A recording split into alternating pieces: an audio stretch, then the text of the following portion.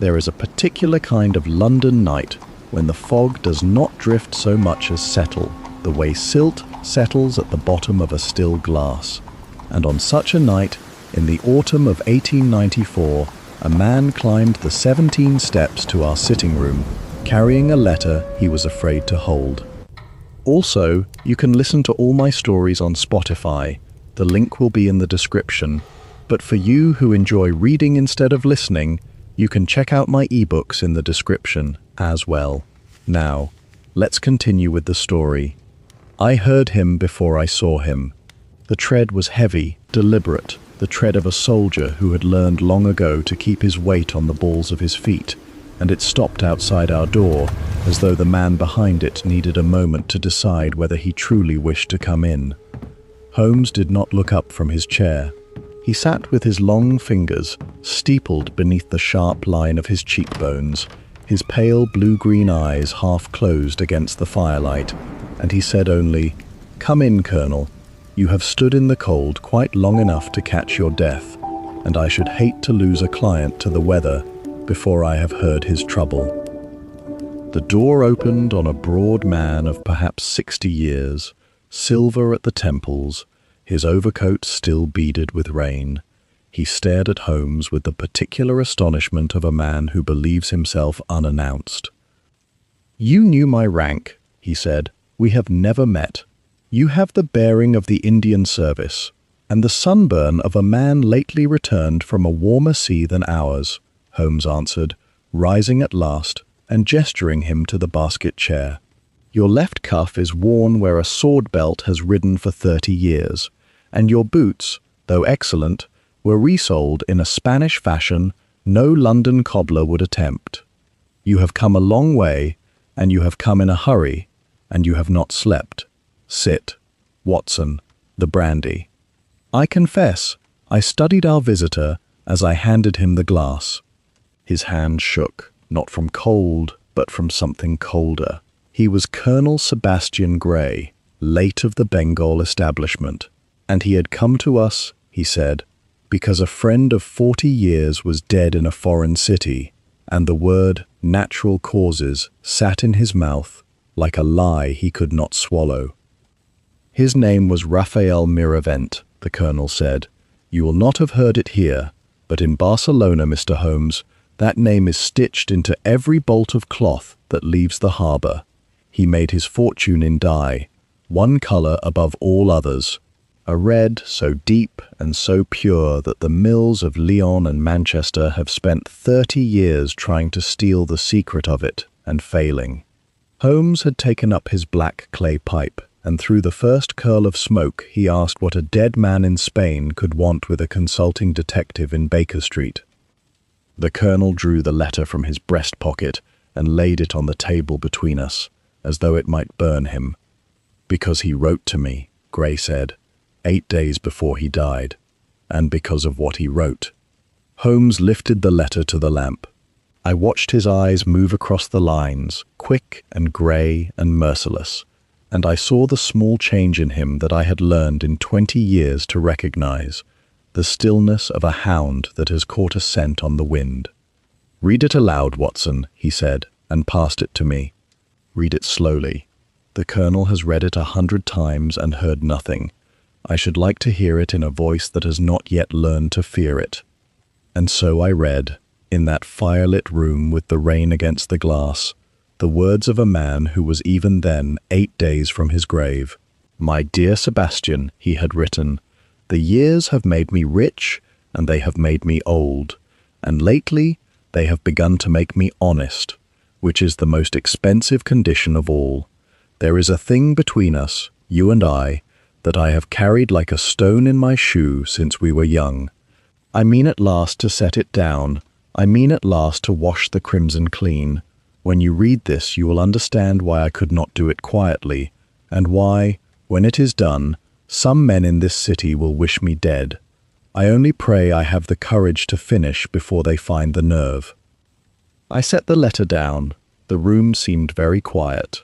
Colonel Gray stared into the fire and said, in a voice gone rough, 9 days later they found him at his desk. The doctors called it his heart. He always had a weak heart. Everyone agreed how sad, how sudden, how natural. He turned to us. "Mr. Holmes, that letter is not the letter of a man who died of natural causes. That is a man who knew he was going to be killed." Holmes leaned back and closed his eyes, and for a long moment the only sound was the fire and the rain. "Two things interest me, Colonel," he said at last. "The first is the phrase, 'wash the crimson clean,' which is a strange thing for a man to write about the source of his own fortune. The second is that you have brought me this letter, and your grief, and your fear, but you have not once told me what the stone in his shoe actually was. You know. You have known for 40 years. He opened his eyes and fixed the Colonel with a look I should not have liked turned upon me.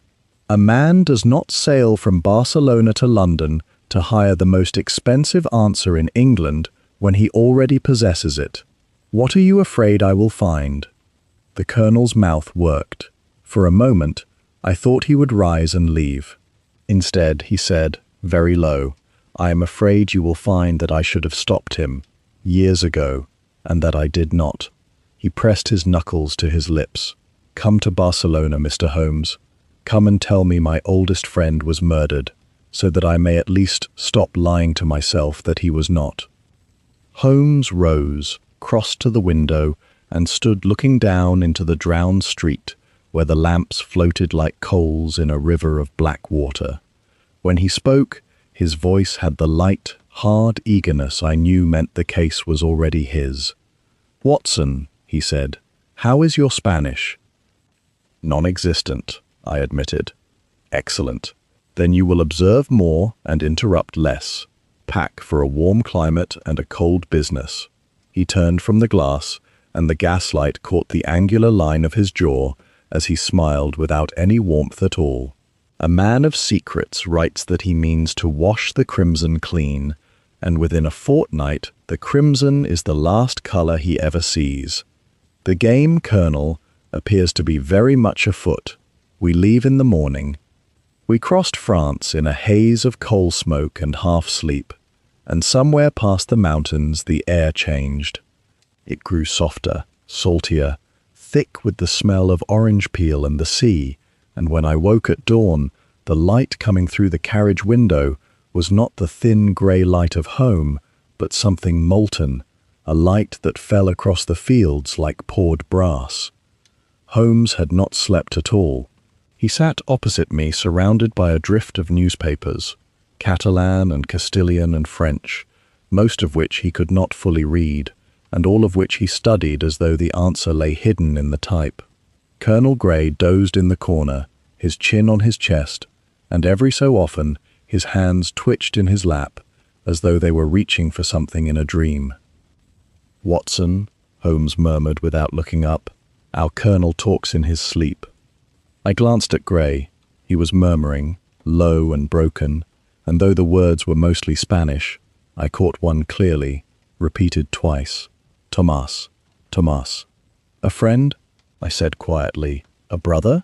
"A name he did not give us in Baker Street," said Holmes, though we spoke of little else but names. "File it, Watson. A man's sleeping mouth is more honest than his waking one, and the Colonel is a man with a great deal to be dishonest about." Barcelona came upon us all at once. One moment there were fields and the pale ghost of a mountain, and the next the train was threading between factories, tall brick chimneys strung along the shore like the masts of a drowned fleet, each one breathing a slow ribbon of smoke into the morning. The Colonel woke and named them for us as we passed. "That is Poblenou," he said, "the Catalan Manchester, where half the cotton of Spain is spun and dyed. And there," he added, his voice dropping, "is the Miravent works. You will know it by the water." I looked. Beside one of the largest factories ran a broad drainage channel to the sea, and the water in it was red, not the brown of rust or the grey of filth, but a deep, living crimson, as though the building itself were bleeding slowly into the Mediterranean. "They have dyed the sea," I said, and could not keep the unease from my voice. "They have dyed it for 30 years," said Gray. "The fishermen call that stretch of shore le sang, the blood. They say no good comes of the fish that swim there." He looked away. Raphael always laughed at that. He said it was the most honest advertisement in Spain. Holmes said nothing, but I saw him lean toward the glass and watch that crimson water until the train carried it out of sight, and I knew he was filing it as carefully as he had filed the sleeping name. The station swallowed us in noise and steam. Outside, the city rose in a grand new grid of stone, wide avenues lined with buildings whose facades bloomed with iron and colored tile, balconies twisting like vines, a whole quarter being raised block by block, in a style I had never seen, all curve and flower and restless invention. "The Eixample," Gray said, as our carriage rattled along the Passage de Gracia. 30 years ago, this was open field. Now every man who ever grew rich on cotton or wine or dye has built himself a palace here to prove it. Raphael's is the largest of them. He used to say a man should live inside his own achievement. The colonel's jaw tightened. He is lying inside it now, in a coffin, in the drawing room. The Miravent house was a thing of astonishing beauty and astonishing pride. Every window was framed in carved stone flowers. The door was a slab of dark wood banded in iron, and above it, worked into the lintel in colored mosaic, was a single motif repeated over and over, a pomegranate, split open, spilling its crimson seeds.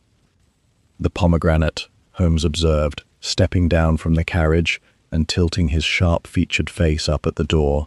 "Granada, the old Moorish word for the fruit and for the dye that comes from it. He signed his whole house with the source of his fortune. He rapped his stick lightly against the iron, and yet a man who is proud enough to carve his secret over his own door does not, as a rule, write to an old friend that he means to wash it clean. Pride and shame in the same stone, Watson. We are going to find that this house is full of exactly that." The door opened before Gray could knock, and a tall woman in deep black stood framed against the shadowed hall. She was perhaps 35, pale as candle wax, with dark eyes that took in the three of us and gave back nothing at all. She did not weep, she did not tremble. She looked at us with the flat, exhausted calm of a woman who has already decided that no help is coming. "Colonel," she said, her English was cool and exact, "you came back, and you brought Englishmen." Her eyes moved to Holmes, and rested there a moment too long.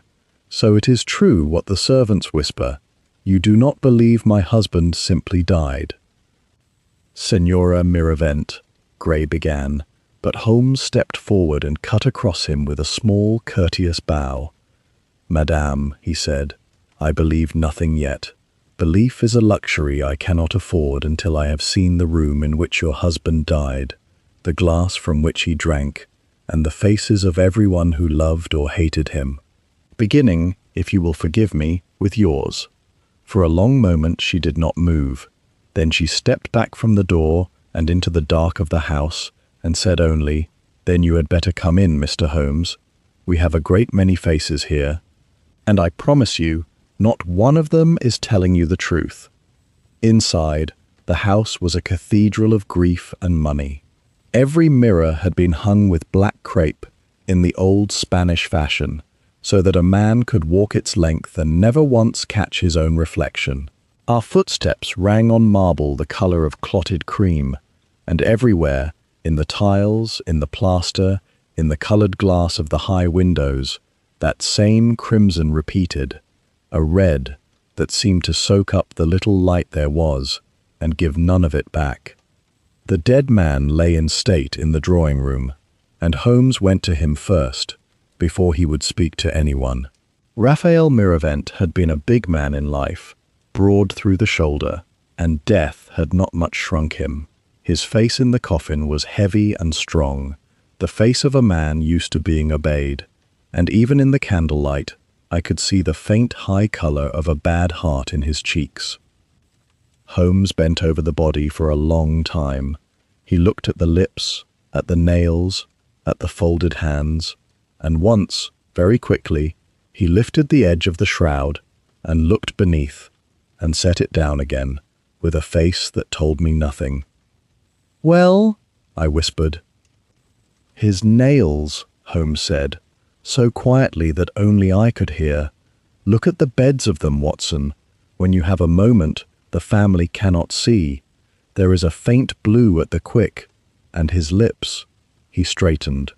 "A weak heart may kill a man, but a weak heart does not, as a rule, leave him the color he was in life. Later, not here." We were not, in any case, permitted to linger. The household had gathered to receive us, and one by one the widow named them, and one by one they looked at Holmes with the particular hostility of people who very much wish a stranger would go away. The son came first. Andreu Miravent was perhaps 26, handsome in a soft, dissipated way, with his father's heavy shoulders gone slack, and his mother nowhere in his face. For Isabel, I now understood, was his stepmother, and not much his senior. His eyes were red, though whether from grief or from wine I could not say, and he smelled of both. "So my father is to be dug up and gossiped over by foreigners," Andreu said thickly. "Wonderful. He always did prefer strangers to his own blood." He gave a short, ugly laugh. "You will find, Mr. Holmes, that everyone in this house had a reason to want the old man gone. Myself most of all. There, I have saved you a week's work. Now for God's sake let a grieving son drink in peace." "Andreu," the widow said, without heat. Holmes only inclined his head, as courteous as if the young man had offered him tea. "I am obliged to you," he said mildly. "Honesty is such a rare economy. We shall speak again when you are steadier." The daughter was another matter entirely. Nuria Miravent was younger than her brother, perhaps 20, and where Andreu was soft, she was quick and dark and fierce. Her hands were stained, not with mourning, but with color, streaks of blue and ochre, and, at the base of one thumb, a smear of deep red that she had not quite scrubbed away. "You paint," said Holmes. She lifted her chin. "I paint. My father thought it a waste of a Miravent. He wanted me making dye, not pictures. We argued about it the night before he died." Her voice did not break, but something behind her eyes did. "If you are looking for people who quarreled with him at the end, Mr. Holmes, you may add me to your list. But I loved him. Whatever the rest of them tell you, I loved him." Holmes looked at her stained hands for a moment longer than was polite, and I saw him note the crimson at her thumb, and I confess my own thoughts went where his surely did. But he said only, gently, "I do not doubt it, mademoiselle." Behind the family stood the household proper. There was the master dyer, Geordie Serrat, a lean, hard man of 50, with forearms burned dark by years over the vats, and hands stained so deeply that no scrubbing would ever lift the color from the creases of his knuckles. He watched Holmes the way a guard dog watches a gate. 29 years I gave that man my life," Serrat said, when Holmes asked his place in the house. "I know his color better than he knew it himself, and in 29 years he never once trusted me with the whole of the formula, not once." He spat the word. "So no, I will not pretend to weep, but I did not kill him. A man does not smash the only lock he has spent his life trying to open." And last, half in shadow at the edge of the room, stood a slight Englishwoman in grey, so quiet that I had not marked her until she spoke. She was perhaps 30, plain at first glance and not plain at all at the second, with steady eyes and a stillness about her that was quite different from the widow's frozen calm. "Miss Clara Whitfield," said the widow.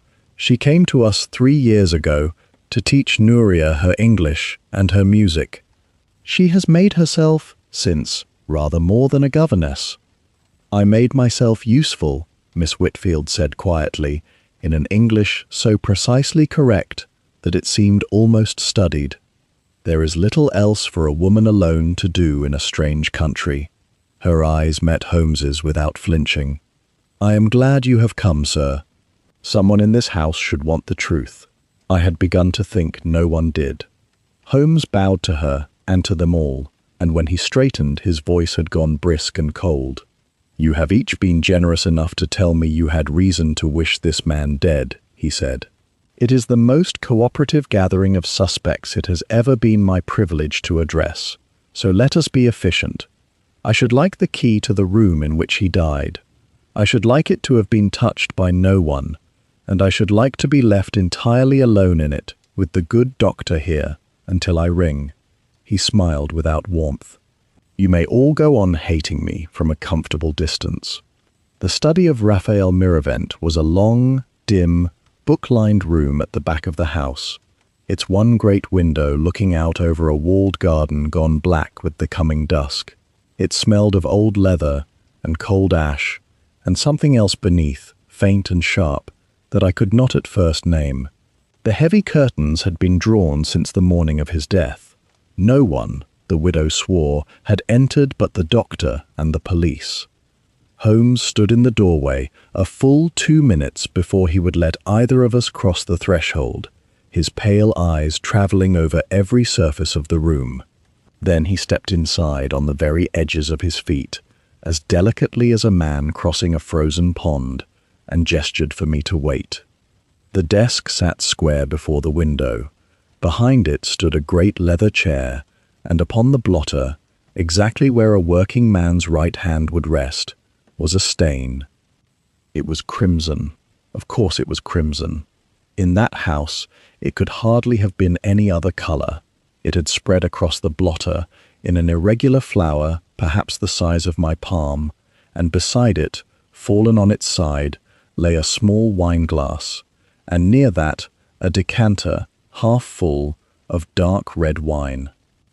"The police," said Holmes softly, crouching to bring his sharp-boned face level with the desktop, "will have looked at this and seen a man who spilled his wine as his heart failed him. It is a tidy picture. Let us see how badly it lies." He drew from his pocket a small folding lens and bent to the stain until his nose was an inch above it. "Watson, come here. Tell me what you see. As a medical man, not as a poet." I knelt beside him and looked, and at once I understood that something was wrong. "It is not blood," I said slowly. "Blood dries brown, Holmes. Blood dries at the edges first and browns from the outside in. This has not browned at all. It is as red at the centre as at the rim days later. And the wine."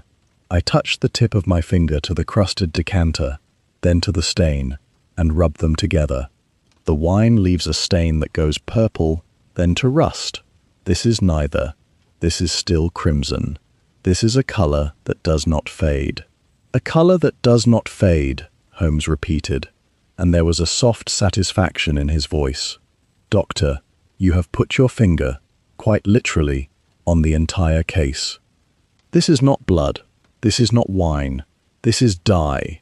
This is the very substance that built this house, and it is on the dead man's blotter, and it was on the dead man's lips, though the good doctors who signed their certificate never thought to ask why a wine merchant's mouth was stained the colour of his best cloth." He rose and moved to a small side table beneath the window, where a shallow lacquered box stood open. Within it, cushioned in black velvet, was a nest for a small glass phial, corked and sealed with wax. The nest was empty. "Something belongs here," Holmes murmured, "and it is gone." He bent and drew in a long breath above the empty velvet, and his eyes narrowed. "There, Watson. That is the smell beneath the leather and the ash. Do you have it? Faint, bitter, almost like almonds and yet not almonds. A metal edge to it." He straightened. "That is the smell of the crimson secret. And whatever was in this phial is now, I strongly suspect, inside our dead man."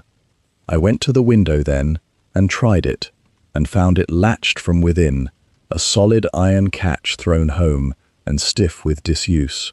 The curtains before it had not been disturbed by any hand but ours. I said as much. "And the door," said Holmes, crossing to it, "was locked from the inside. The widow tells me the key was in the lock, on this side, when they broke in on the morning of his death. The window latched, the chimney too narrow to admit a cat. One door, one key, and the key indoors." He turned slowly in the center of the room, and the dying light caught the sharp planes of his face. "A sealed room, Watson, a man alone, dead at his own desk, his door bolted against the world by his own hand, and a poison, if poison it is, that walked into a room no living thing could enter." "Then how?" I said. "If no one could get in, Holmes, then no one killed him. Then the police are right," and his heart simply stopped.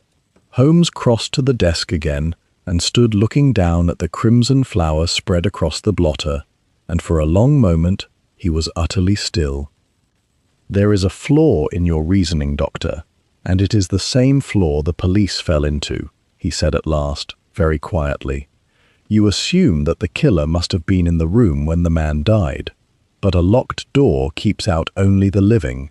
It does not keep out a thing already inside." He touched the empty velvet nest with one long finger. The murderer did not need to be here at the moment of death.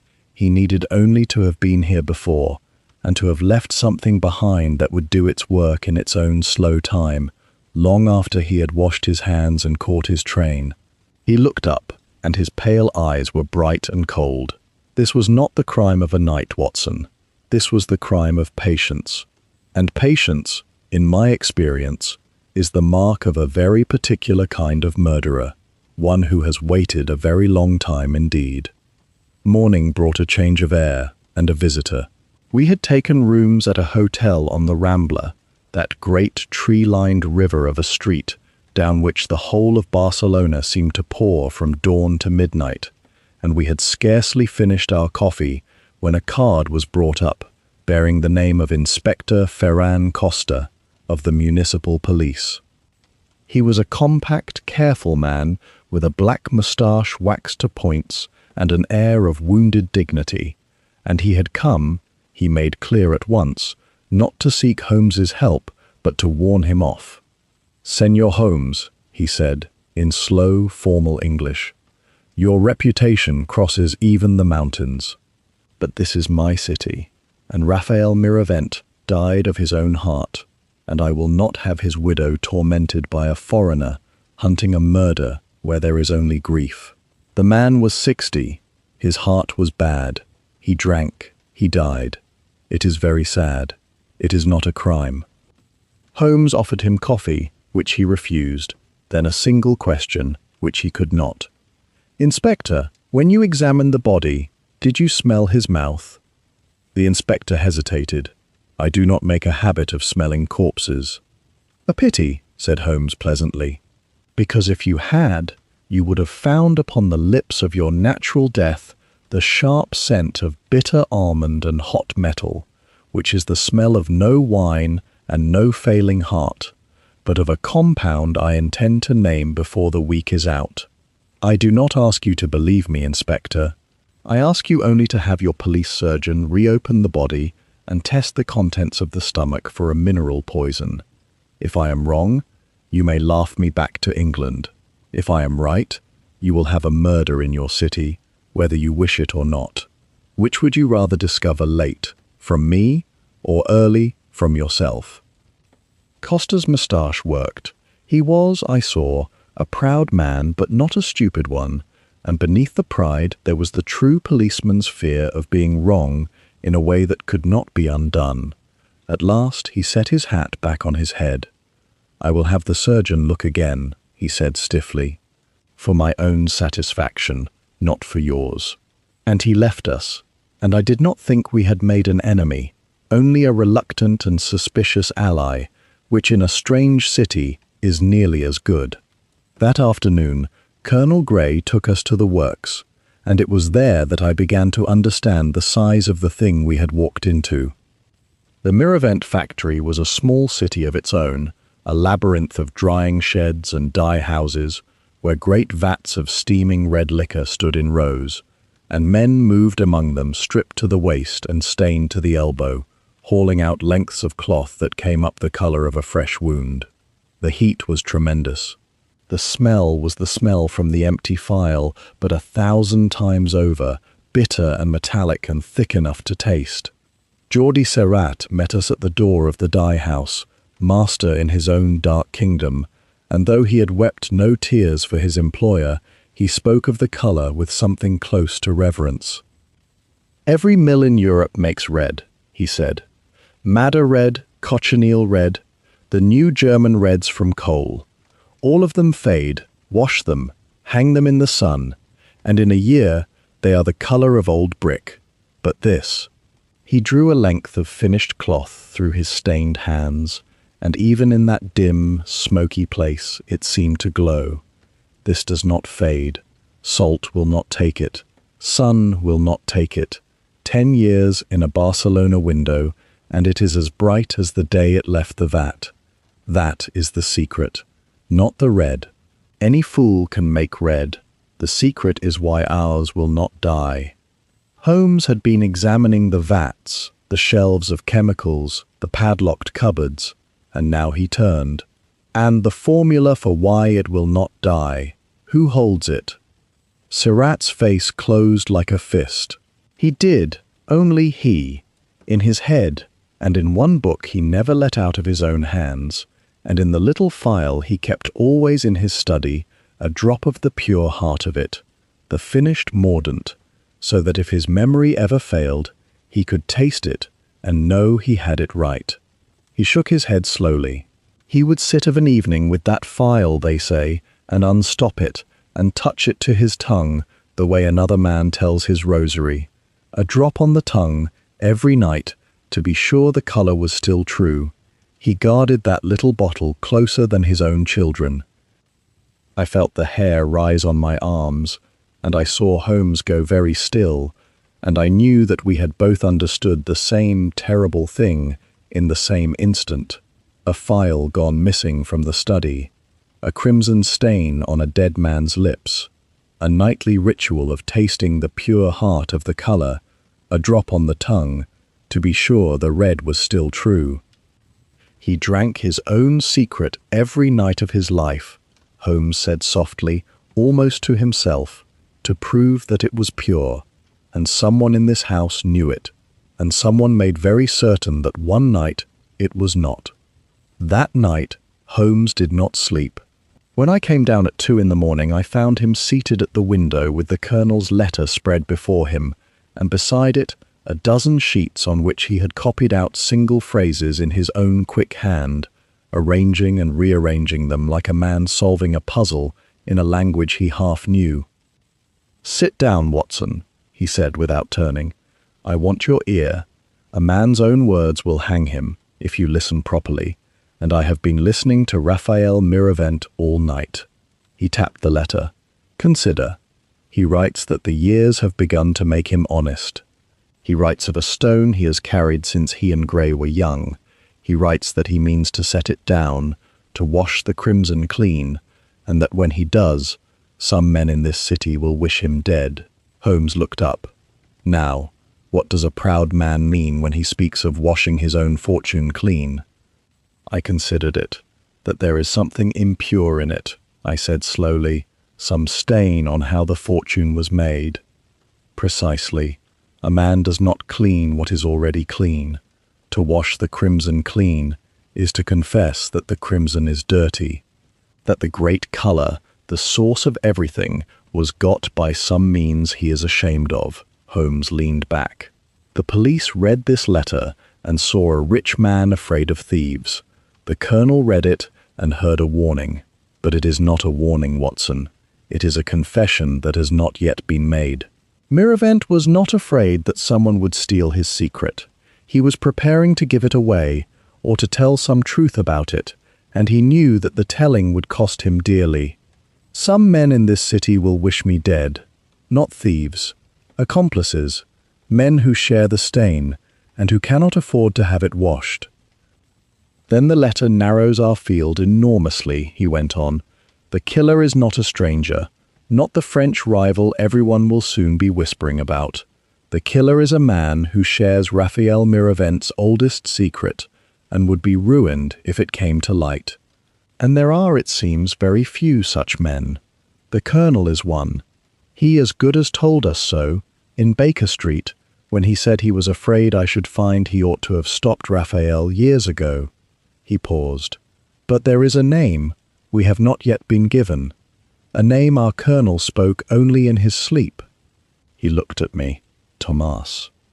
We found the name the next morning, and we found it in the most fitting place imaginable, painted over. The works stood a short walk down the hill from the mansion, and we smelled the place long before we saw it. There is a particular reek to a great dye house, a sourness of vinegar and stale wool, and something metallic beneath it that catches at the back of the throat, and as we came through the gates it rolled over us like a tide off the harbour. Men in leather aprons stirred vats the size of small boats, with poles worn smooth by a lifetime of hands. From every vat rose a coloured steam, madder browns, indigo blues, a sickly yellow the shade of old bruises. But at the far end of the yard, roped apart from all the rest, stood the crimson vats, and these no ordinary man was suffered to tend. Holmes walked slowly among them, his pale blue-green eyes moving over everything, and he stopped at a low bench set against the wall, where the mordants were kept, the salts that fix a colour into cloth, and hold it fast against sun and washing. He lifted one small canister, read its label, and set it down again with peculiar care. The dyer's art, he told me quietly, is half colour and half poison. To make a red that will not dye, a man must marry it to metal. Tin, he said, alum, and these. He laid 2 long fingers on a squat lead box, sealed and heavy, its lid scratched with a crude skull. Salts of mercury, salts of arsenic. A pinch of it fixes the dye and makes the crimson near enough eternal. A spoonful of it stops a heart. I looked at that sealed box and felt, without yet understanding why, a coldness pass through me. Every man in the yard handled such things as a matter of course. Every ledger of the house accounted for them by the pound. A death by such a poison, in such a place, would raise no more eyebrows than a death by simple old age. We passed on through the roar and the coloured fog toward the front offices, where the din of the works fell away at last behind a heavy oaken door. In the front office of the works hung a founder's plaque, a proud slab of bronze and coloured enamel commemorating the establishment of the house. Casa Miravent, it read, tints e colours, and beneath, in smaller letters, Fundada, 1861. But Holmes, who examined everything, ran his fingers across the lower edge of the bronze and stopped. Watson, bring the lamp. He tilted the plaque toward the light. You see it? Here, beneath the founding date, the bronze has been worked over, filed and re-enamelled. There was more text here once, and it has been ground away. He drew his lens. The ghost of it remains. A second line, Raphael Miravent, and beside it, another name, deliberately effaced. I can make out the first letters only, an F, an E, and here, near the end, a double R. He straightened slowly. Ferrer. The house was founded in 1861 by 2 men, Watson, Raphael Miravent and a man named Ferrer, and at some later date, the second name was scoured from the record as though it had never existed. It was old Surratt who confirmed it, though it cost us to make him speak.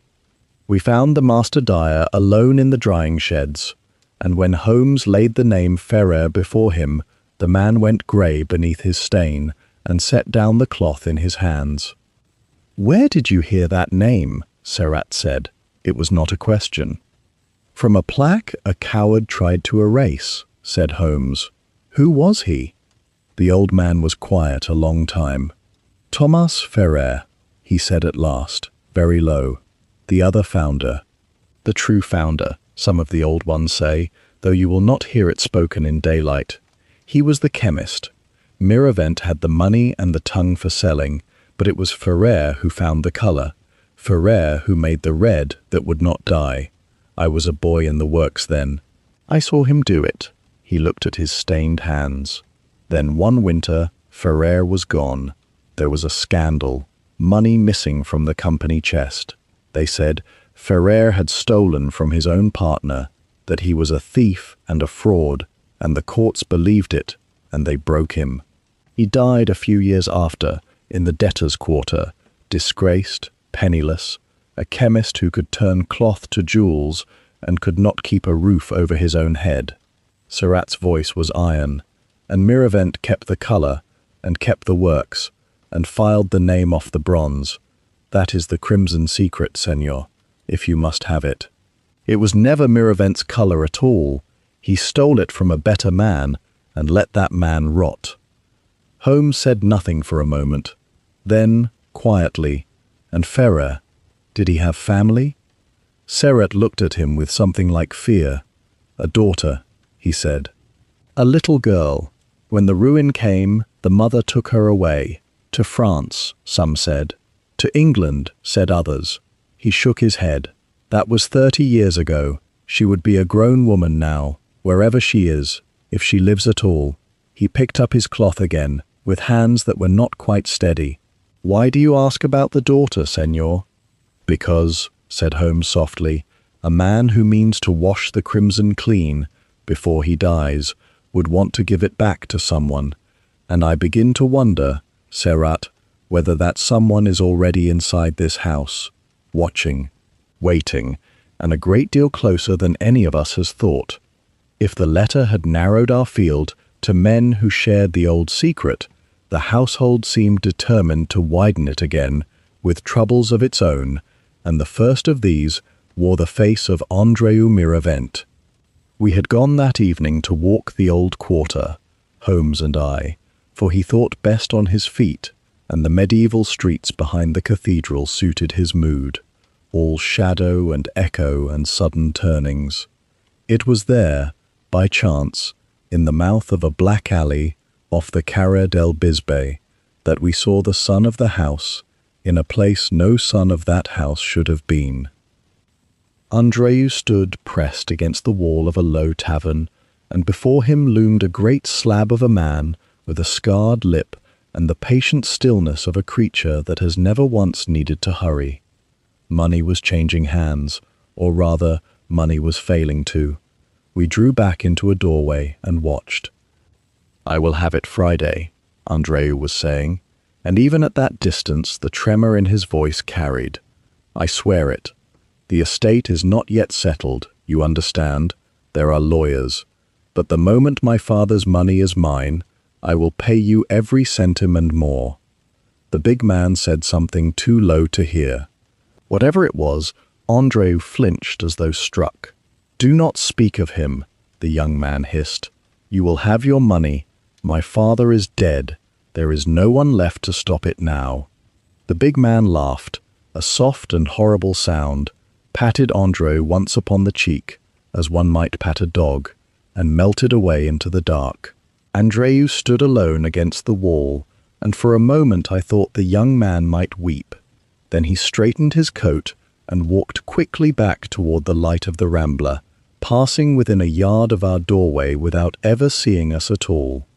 "Well," I said, when he had gone, "there is a motive that needs no digging for, Holmes. The boy is drowning in debt. He said it himself. There is no one left to stop it now, meaning no one left to refuse him his inheritance. His father dies, and Friday he is a rich man. Men have killed for far less." Holmes did not answer at once. He stepped out into the alley and stood looking at the spot where the two men had bargained, and drew his coat about him against the damp. "It is a pretty motive, Watson," he said at last. "It is almost too pretty. Observe how neatly it presents itself. The wastrel son, the gambling debts, the timely death. the words all but spoken aloud for a listening detective to overhear. If Andreu Miravent murdered his father to pay this man, he chose a method of extraordinary subtlety.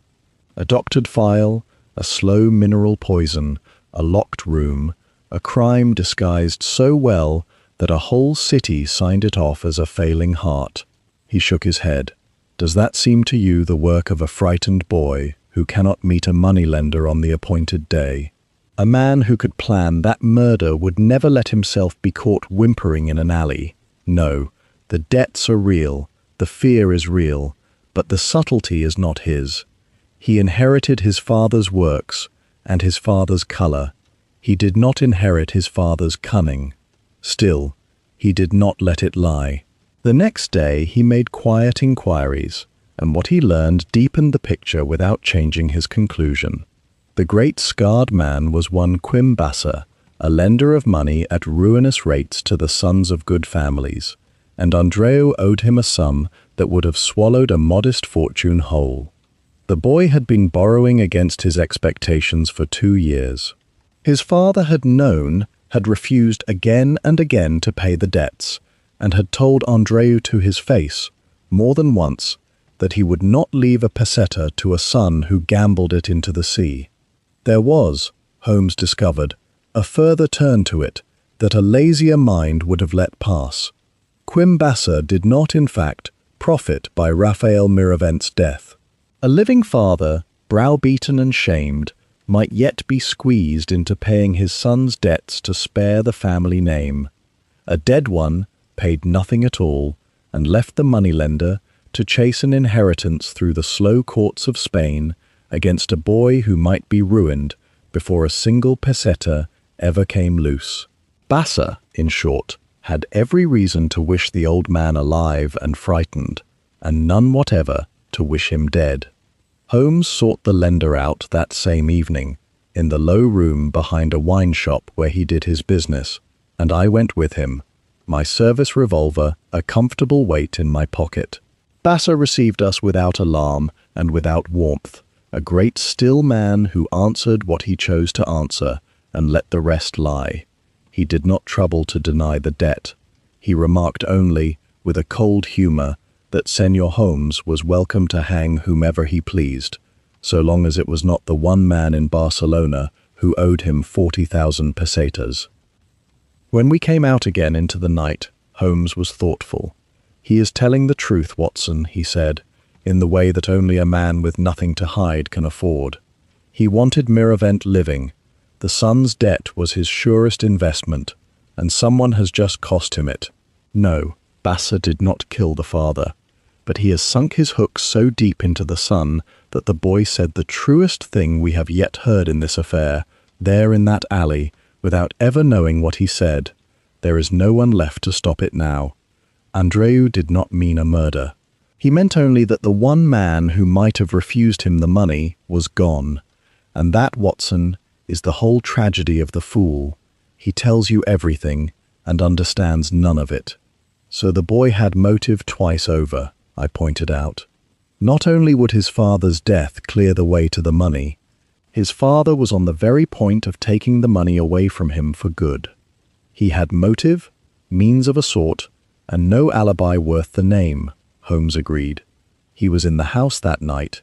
He argued with his father, as did his sister, as did half of Barcelona, it seems. And if this were a simple case, Watson, I should hand him to Inspector Costa with my compliments and take the evening train home. He tapped his pipe against his boot. But it is not a simple case. Whoever killed Raphael Miravent did not do it for money that was coming to them anyway. They did it to stop that letter from being finished, to keep the crimson from being washed clean, and Andreu Miravent, I would stake my life, does not even know what the crimson secret is.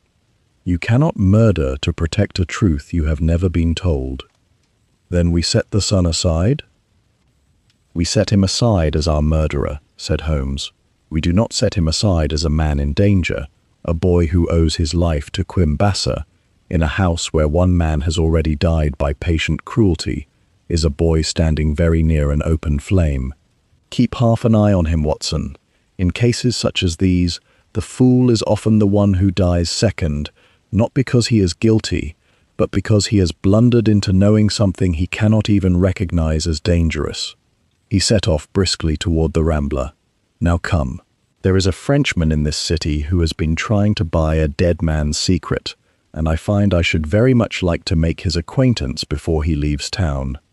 Monsieur Armand Duclos received us in the salon of the finest hotel in Barcelona with the wary charm of a man who has been expecting trouble and means to greet it in good tailoring. He was a silk manufacturer from Lyon, silver-haired, immaculate, with quick dark eyes and a smile he could put on and take off like a hat. "Messieurs," he said, "you are the Englishman asking questions about poor Miravent. Sit, take coffee. I will save us all a great deal of dancing. Yes, I wanted his secret. Yes, I offered him a fortune for it, twice, and twice he laughed in my face. And yes, I am delighted the old thief is dead, because now his fools of children may sell me what he never would." He spread his hands. "There, now you may cross me off your list, since only an imbecile confesses his motive to a detective, and I am not an imbecile." Holmes smiled thinly. "On the contrary, monsieur, you have merely confessed the motive you wish me to see, in the hope I will look no further. It is a subtler game than the imbeciles, and I compliment you on it. Tell me, where were you on the night Miravent died?" "In Marseille," said Duclos promptly. "At the opera, 200 witnesses and a receipt from the box office, which my man will provide you before the day is out. I did not come to Barcelona until the news of his death was 3 days old." His smile sharpened. "I am a businessman, Monsieur Holmes, not an assassin. When I want a thing, I buy it. And a dead man cannot sign a contract, so his death, you see, is an inconvenience to me. I must now deal with his heirs, who are greedy, and his widow, who is cold, and his master dyer, who is a fanatic. Believe me, I had every reason to want Miravent alive and talkative. A living man can be tempted. You cannot bribe a corpse." The alibi held. Holmes had it checked within the day, and it was iron, box, and opera, and 100 Marseille faces.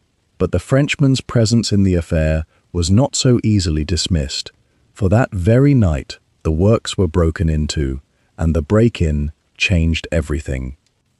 We were roused before dawn by a boy from the factory, and we arrived to find Inspector Costa already there, his moustache bristling, standing over a scene of quiet devastation. Someone had entered the counting house through a rear window, forced the great iron safe where the company papers were kept, and gone straight for the one thing that mattered, the strongbox in which Raphael Miravent had kept his formula book. "Empty," said Costa grimly. "Whatever the old man wrote his secret in, it is out of that box and into the night. And I will tell you what I think, Senor Holmes. I think your Frenchman waited until the master was dead and the house was grieving, then sent a thief to take by night what he could not buy by day. There is your murder solved and your theft together. Duclos killed him, or had him killed, and now he has robbed him." But Holmes was not looking at the safe. He was on his knees by the forced window, his lens moving across the sill, the frame, the floor, and his face had gone very quiet. "Inspector," he said, "come and look at how your thief came in. The window is broken, yes, but observe, the glass lies outside, not in. A man breaking in from the street shatters the pane inward, and the fragments fall at his feet within the room. Here the glass has fallen outward onto the yard.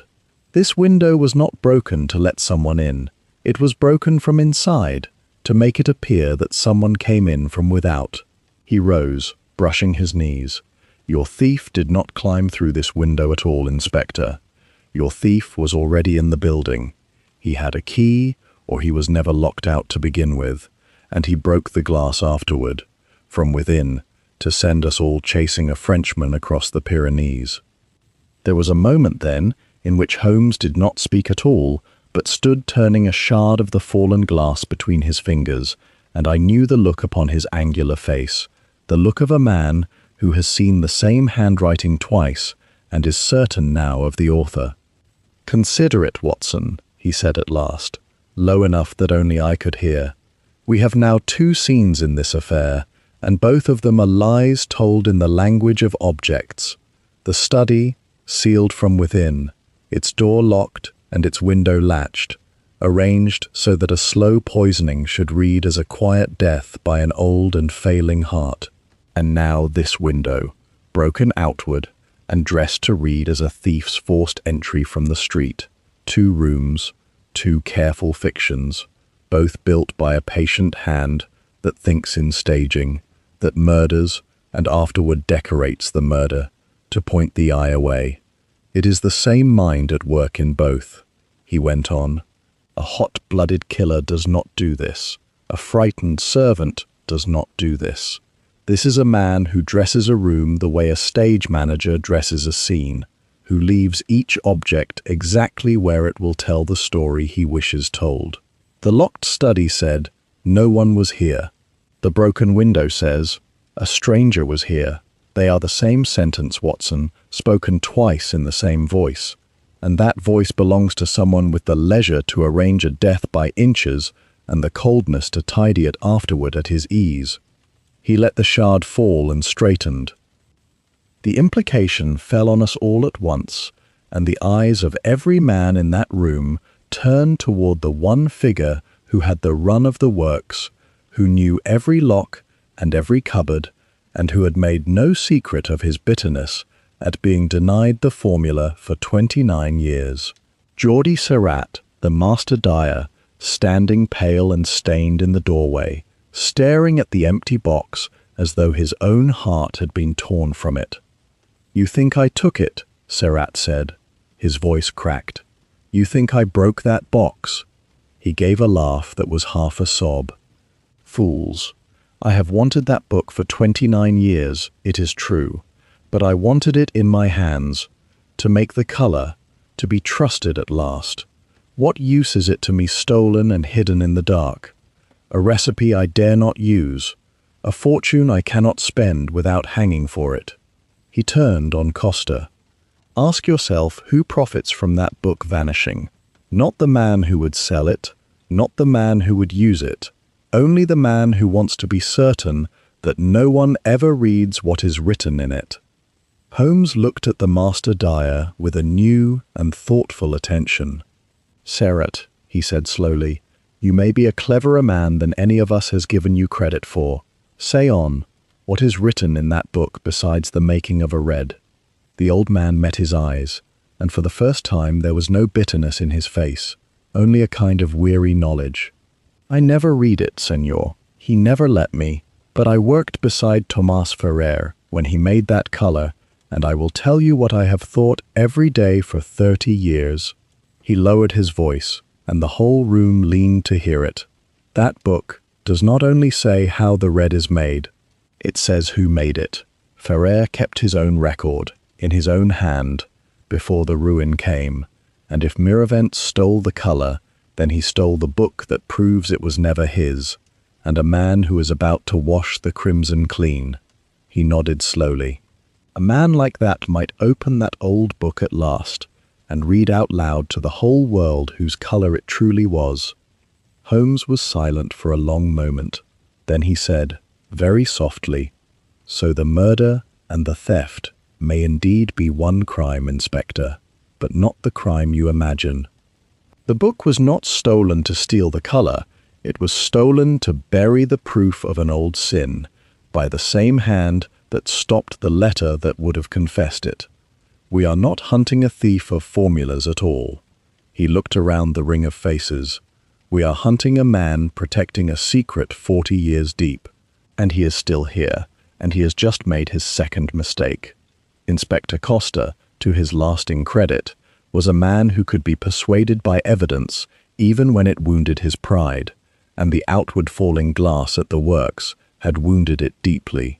The morning after the break-in he sent for us, and when we arrived at the police mortuary, his face was grey and his voice was low. "You were right," he said.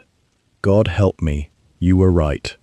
I had the surgeon open the stomach again, as you asked, and test it, as you asked, for a mineral. He passed Holmes a sheet of paper covered in a physician's cramped Spanish. Mercury, senor, and arsenic with it, in quantities no medicine and no accident would explain. It was in his blood. It was in his liver. It had been building in him, the surgeon says, for perhaps a week or more before it stopped his heart, a little each day, a slow tide of it, rising. I read the report over Holmes's shoulder, and as a medical man, I felt the cold certainty of it settle in my chest. A slow poisoning, I said. Not a single fatal dose, but a small one, repeated, accumulating. That is why there were no convulsions, no sudden collapse to alarm the household. The symptoms would have crept upon him. Fatigue, a tremor, a greyness, all the things an old man with a weak heart might show in any case. No one looked twice. Then one evening, the burden was simply too great, and his heart failed at his desk, and everyone said how natural. I set the paper down. It is a devil's method, Holmes. Patient, invisible, cruel. And it tells us a great deal about the devil who chose it, said Holmes. He turned to Costa. Inspector, mercury and arsenic are not household things, but they are not strangers to a dye works. Am I right? Costa nodded grimly. The mordants.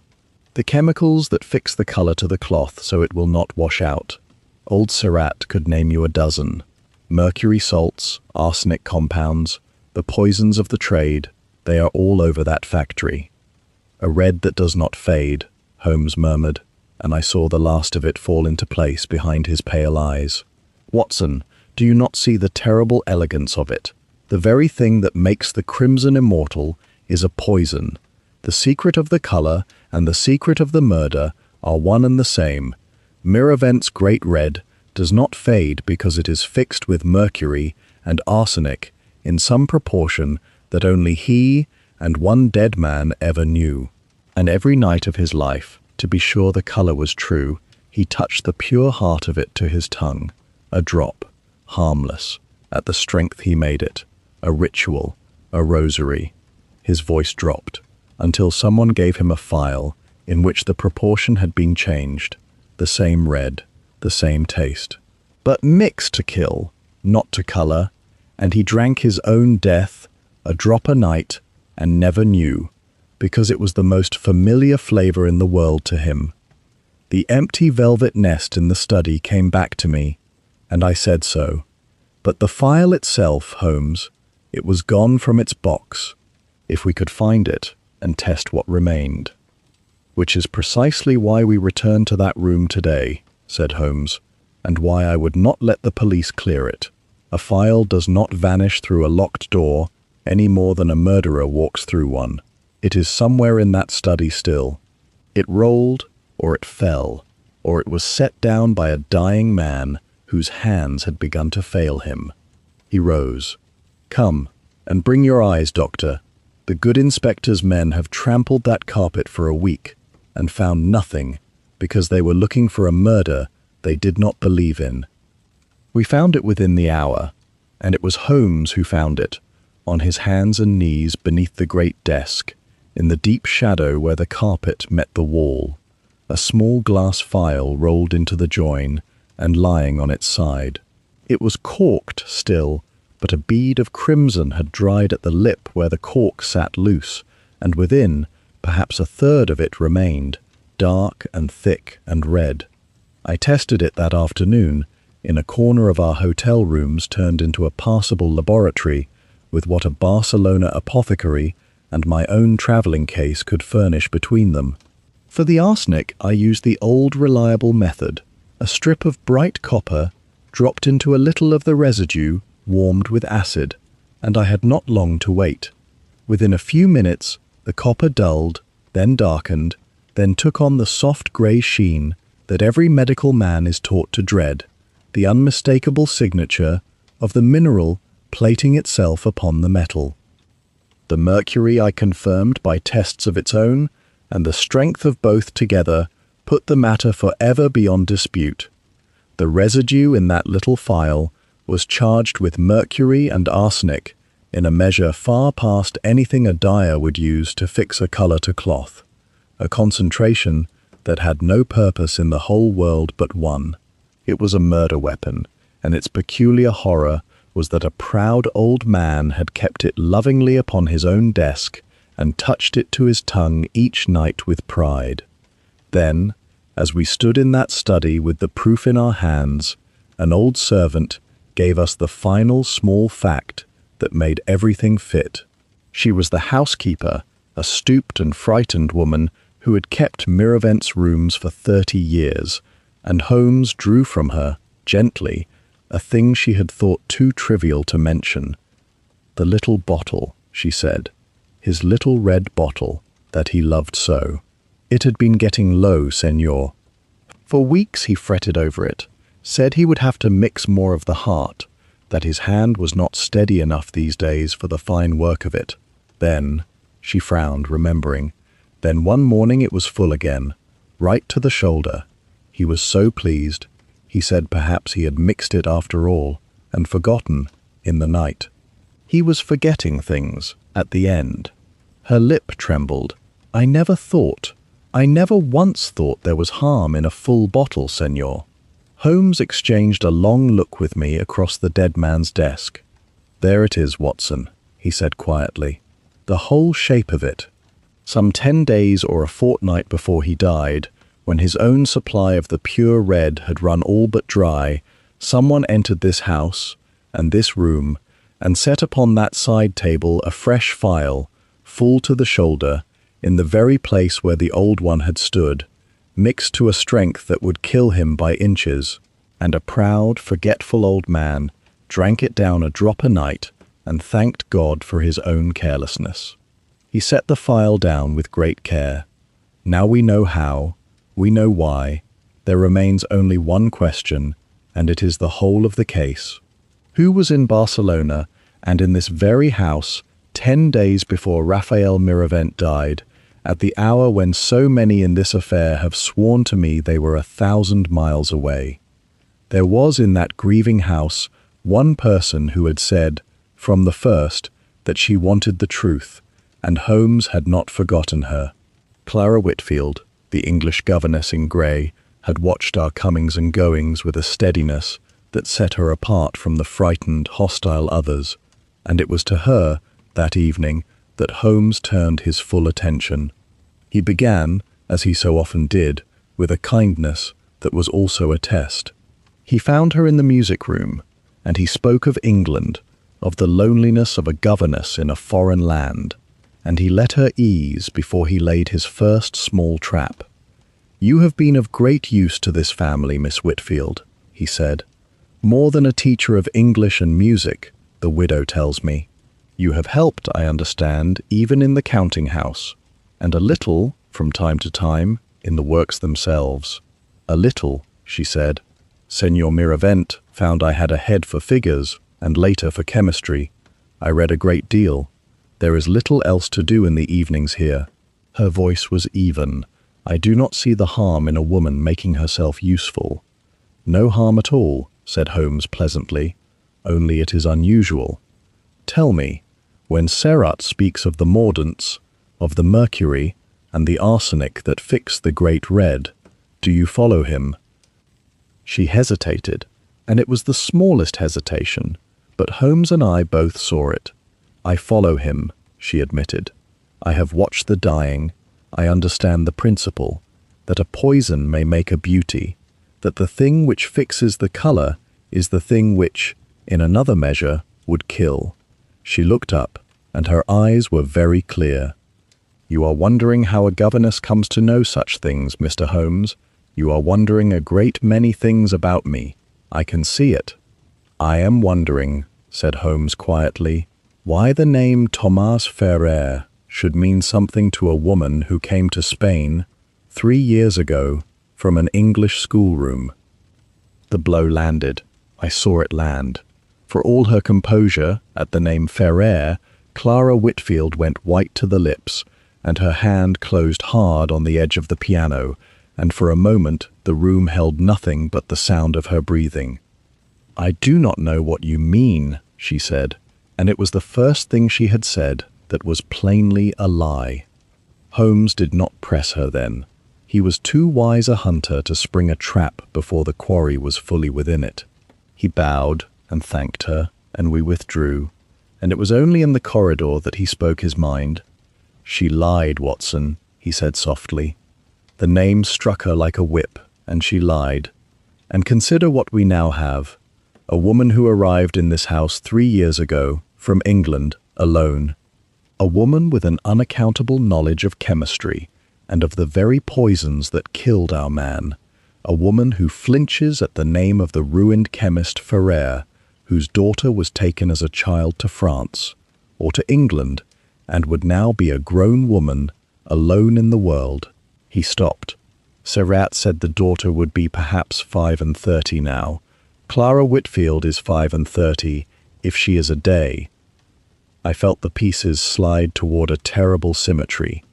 "You believe she is Ferrer's daughter, that she came here under a false name, worked her way into the house, learned the chemistry, and waited for her chance, to avenge her father on the man who ruined him." "It is a hypothesis of great beauty and great cruelty," Holmes admitted. "It fits nearly everything. The knowledge, the false calm, the lie. She had motive of the deepest kind, a father destroyed, a childhood shattered, 30 years of a cold and patient grief, and she had access. She moved freely in this house and in the works. She could have mixed the killing file with her own hands and set it in the study while dusting a shelf." He was silent a moment. "If this were a lesser case, I should call it solved. The wronged daughter, returned in disguise, poisoning the thief who took everything from her. It is almost Greek." That night we learned more, and what we learned seemed only to tighten the net around her. A maid, questioned gently and paid a little, told us that Miss Whitfield kept in her room, in a locked case, a single old photograph, which she permitted no one to see, and looked upon, the girl said, on certain nights when she thought herself alone, and once the maid had glimpsed it. A young man, from long ago, in the dress of 30 years past, and on the back, in faded ink, one word, "Pare." "The Catalan for father," Holmes said, very quietly, when we were alone.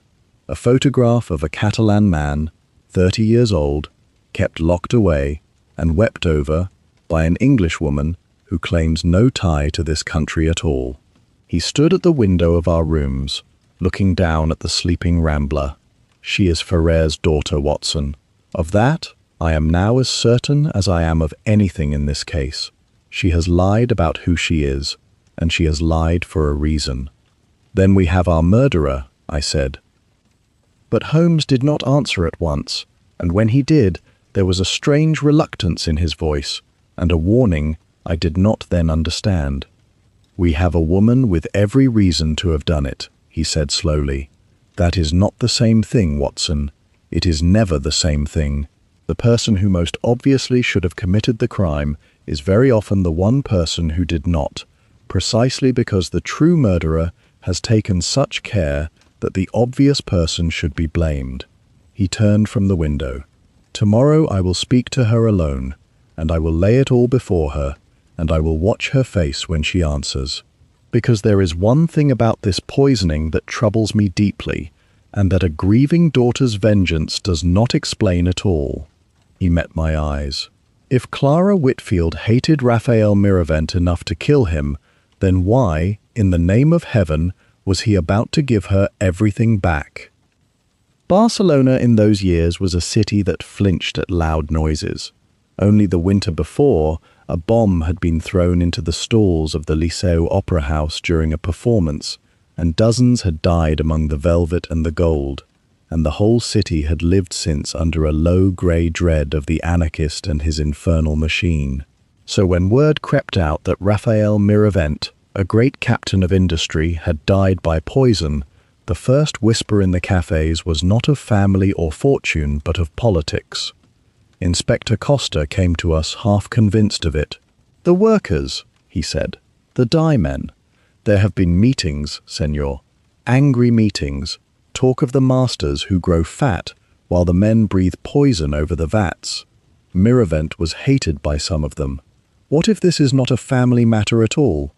What if it is the beginning of something, a killing of the rich, and we are chasing files and old photographs while the real fire is being lit under the whole city?" It was a fear worth answering, and Holmes answered it with his usual patience and dismissed it with his usual certainty.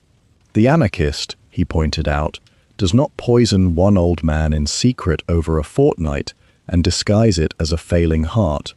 The anarchist wants his deed seen. He throws his bomb into the light, and the noise, he leaves his manifesto, he means to terrify. A slow file in a locked study is the opposite of everything the bomb thrower desires." This was not a blow struck against a class. It was a blow struck against one man, for one reason, by someone who knew him to the marrow. And yet, though the anarchist was not our man, the fear of him lay over the city like a second fog, and it colored everything we did in those days. Barcelona had not forgotten the Liceu.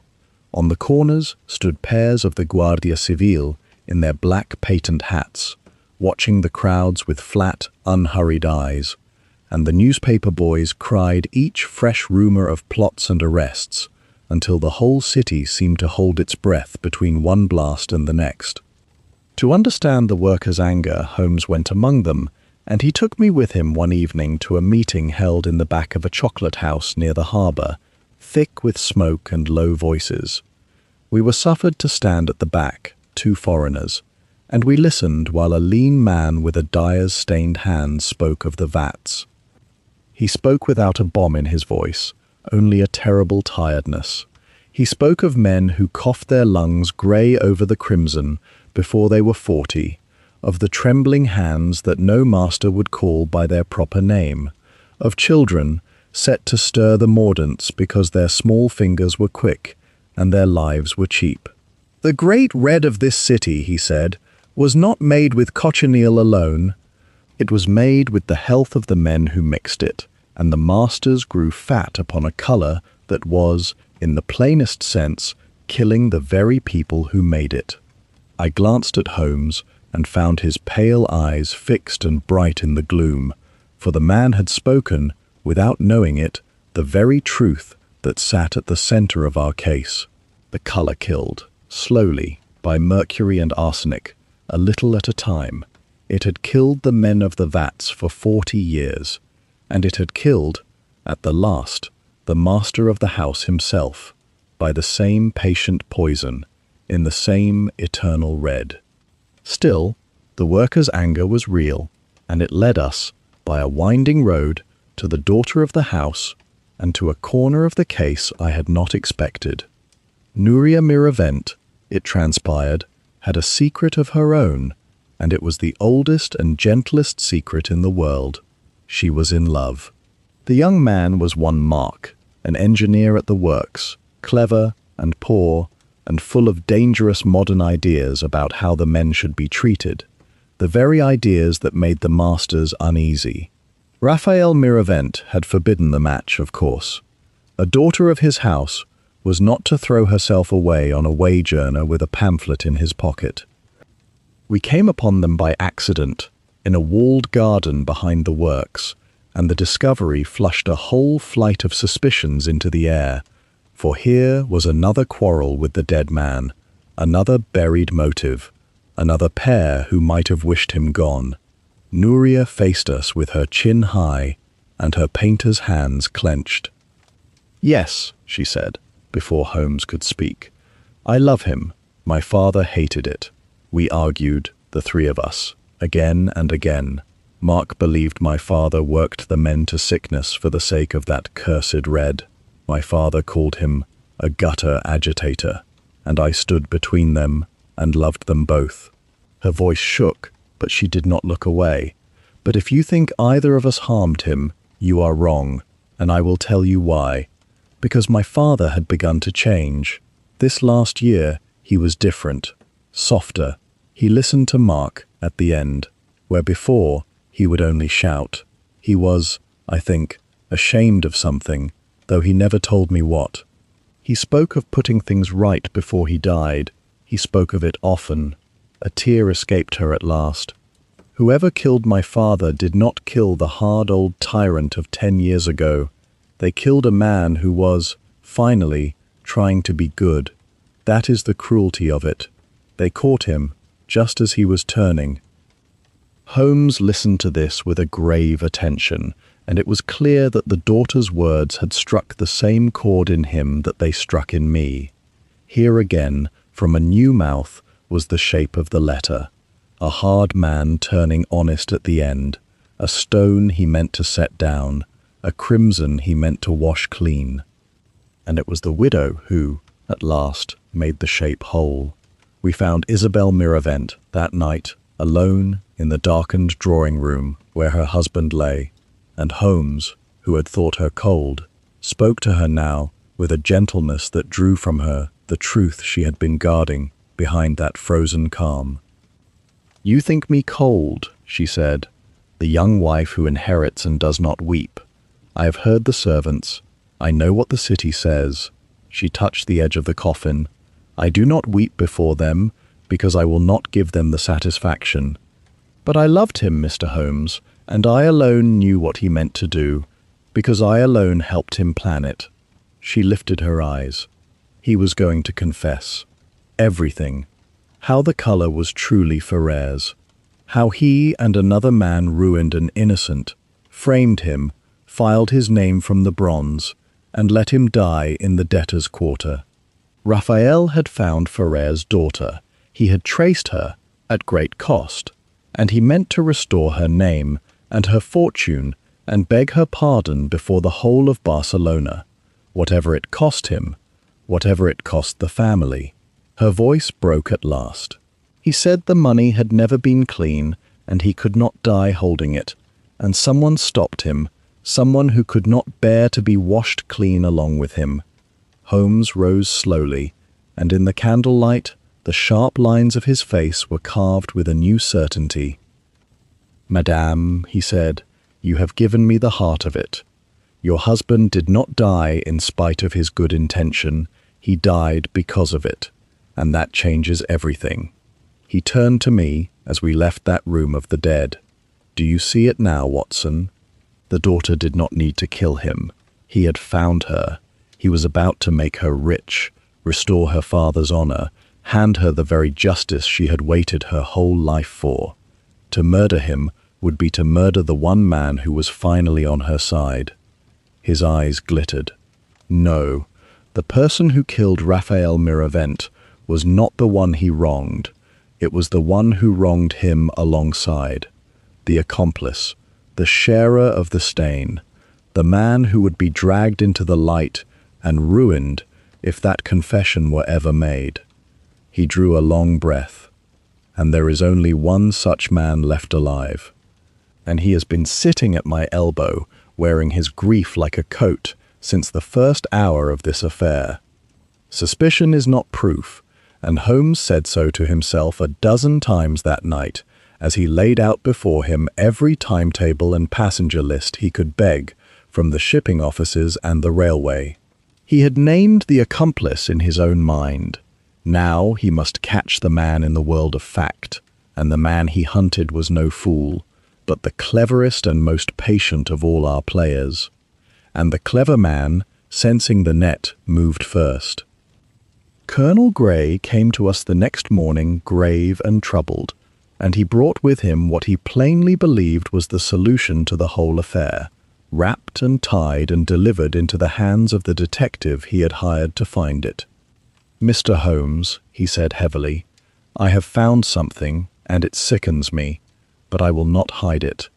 I went through Raphael's private papers as his executor, and I found this hidden in his desk." He unwrapped a small notebook and a bundle of letters. "It is the governess, Whitfield. These are her letters, in her own hand, and this is a record he kept of his suspicions of her. She is not English at all, Holmes. She is Ferrer's daughter, come here under a false name to worm her way in and destroy him. Raphael discovered it. He wrote it here. He feared her. Gray's voice dropped. She knew the chemistry. She had the run of the house. She hated him with the hatred of 30 years. And now I have handed you the proof. For God's sake, arrest her before she does to another what she did to my friend. I confess my own heart leapt at it, for here at last was hard evidence against the one figure who had lied to us outright. But Holmes took up the notebook and turned its pages with maddening slowness, and his face, as he read, grew not more certain but more still, and I knew the particular stillness of a man who has been handed exactly what he was meant to be handed. "This is a most helpful discovery, Colonel," he said at last, very softly. "Most helpful indeed. You have saved me a great deal of trouble." He closed the notebook. "I will look into it with the greatest care. You may leave it with me." Gray searched his face, found nothing there, and after a moment took his leave, satisfied, I think, that the trap he had baited was about to close on the innocent woman. When the door had shut behind him, Holmes sat a long while turning the notebook in his hands. "Watson," he said, "this notebook is a forgery, or near enough. Observe the ink. It is uniform on every page, laid down in one sitting, whereas a genuine record kept over months would show a dozen different inks and pens and moods. And observe the hand. It is Miravent's hand, yes, cleverly copied, but it is too steady. We know from the housekeeper that at the end his hand shook so that he could no longer mix his own color. Yet here, supposedly in his final weeks, he writes pages of firm, unwavering script. He set it down. Someone has manufactured a case against Clara Whitfield and planted it in a dead man's desk, and the only person who has been through that desk as executor, with the leisure and the skill and the motive to do it, is the man who just walked out of that door, begging me to hang her. But the danger was not only to Clara. That same night the household was thrown into terror, for the old housekeeper, the very woman who had told us of the file that emptied and mysteriously filled again, was found at the foot of the servants' stair with her head broken open, having fallen, they said, in the dark. She lived, thank God, though she did not wake for 2 days, and Watson tended her through the worst of it. But Holmes examined the stair with his lens by lamplight, and found what the frightened servants had not: a length of dark thread tied low across the 3rd step from the top, and torn free after she fell, but for one fibre caught on a splinter. "The one witness who could speak to the filling of the file," Holmes said grimly, "is silenced within a day of speaking to us. That is not chance, Watson. That is a murderer growing frightened, and a frightened murderer is a careless one. He is cleaning his trail. First the letter, stopped, then the formula book, stolen and no doubt burned by now, lest it prove the colour was Ferrer's, then a false case built against the innocent daughter to draw all eyes from himself, and now the housekeeper, who saw too much." He straightened, and his eyes were hard as flint. "Every one of these acts protects the same man, and every one of them requires a person who was here, in this house, 10 days before the death, to fill that file, and who is here still. The Colonel has told us, again and again, that he did not come to Barcelona until the death was 3 days old." Holmes drew on his gloves.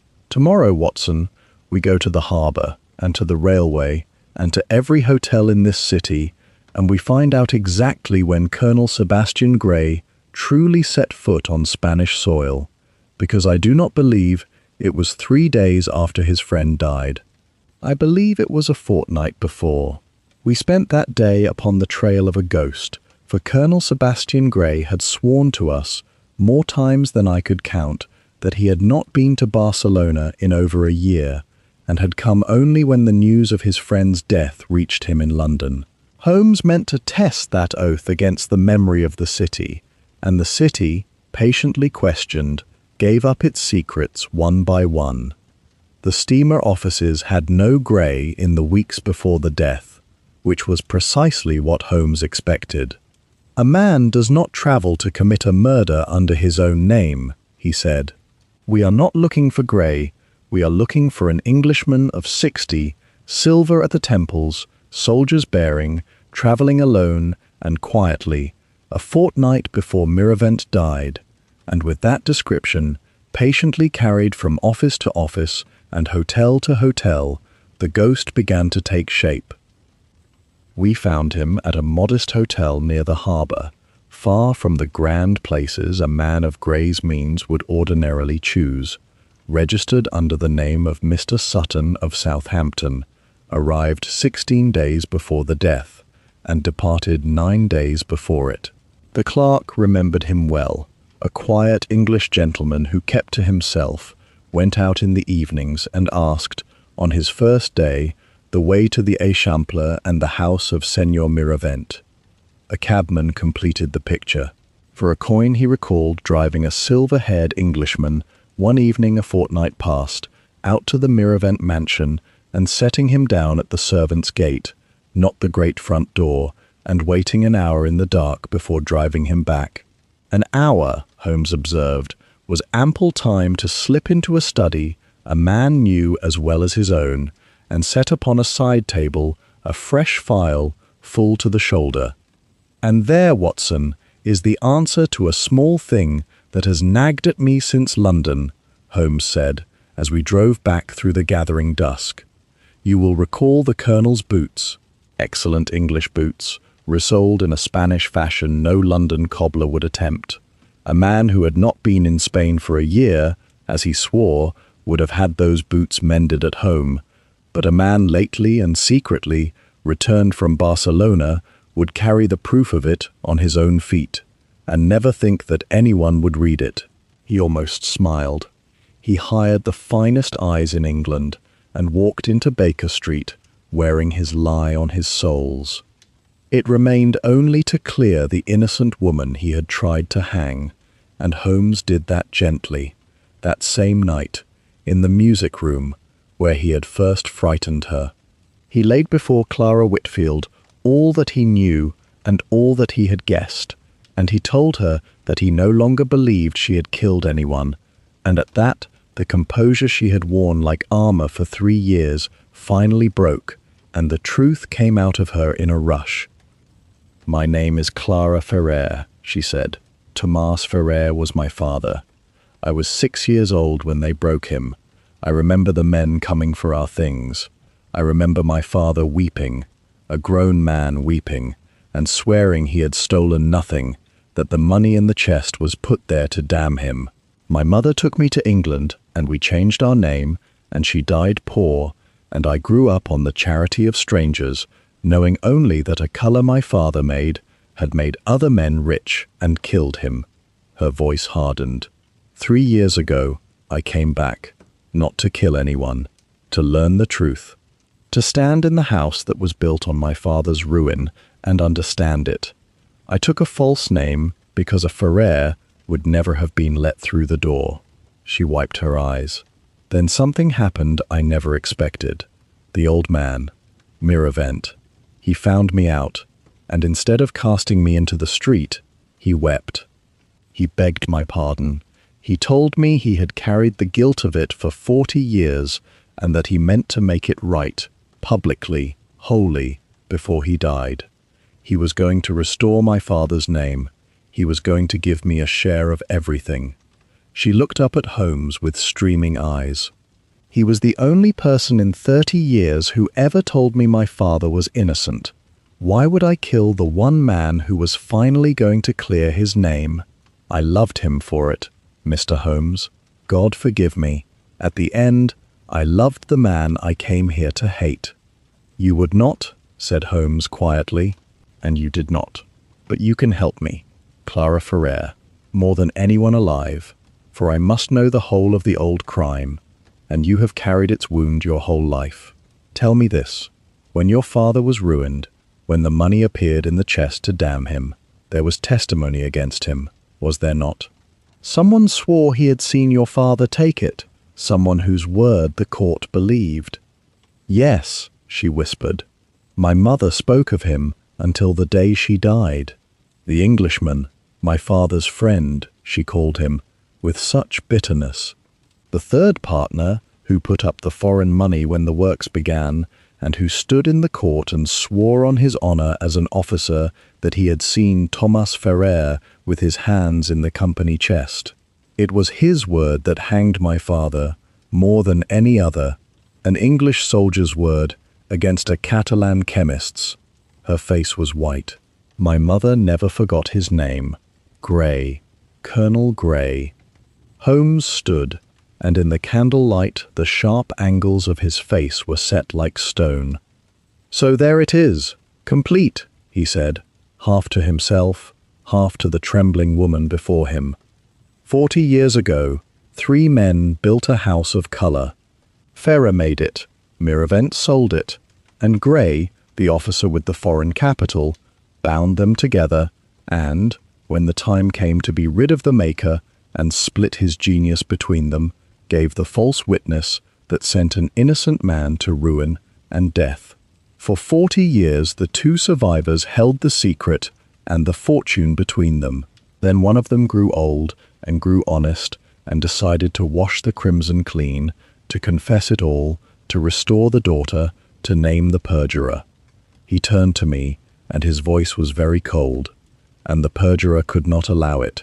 To be washed clean, in his case, meant to be exposed as the man who swore away another's life, ruin, disgrace, perhaps the rope.